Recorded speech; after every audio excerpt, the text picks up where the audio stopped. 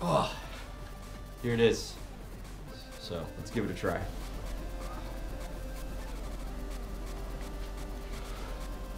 I feel like the mask. It's appropriately green too. All right. Oh my god.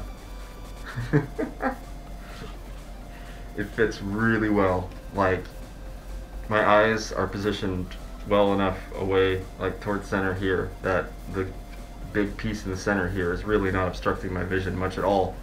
I'm curious how much it's obstructing my voice. My voice suddenly becomes deeper and more villainous. But yeah, so I think kind of a temporary way to mount it until I have the straps into here is to put this beanie on.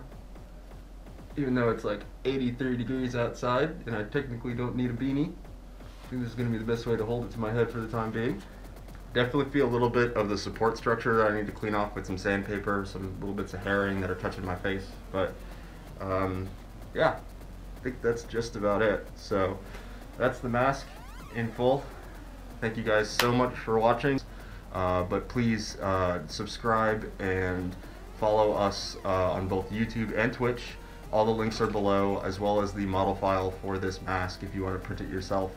It is 55 hours to print off the entire mask in one piece, but the modeler has thankfully also given it in pieces so you can assemble one yourself. You'll just have some seam lines that you'll have to seal up after you print it and assemble it. So thank you guys for watching. Have a good one.